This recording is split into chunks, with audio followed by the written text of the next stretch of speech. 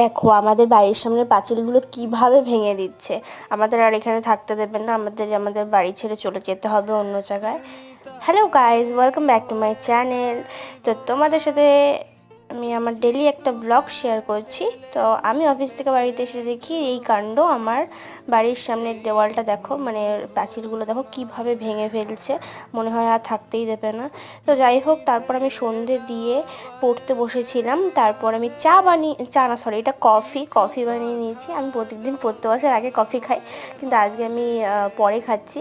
আর বাবা মার সাথে একটু গল্প করছি, কারণ এটাই সময় আমরা তিনজন মিলে একটু গল্প করি, মা বাবা আমি।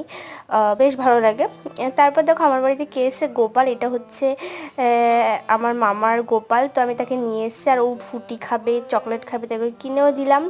দেন আমি দেখো ছবি দিয়ে একটা কুর্তি দিয়েছি, সেটা একটু ট্রাই করছিলাম। তো তোমরা জানিও আমার ডেইলি ব্লগগুলো তোমাদের কেমন লাগছে।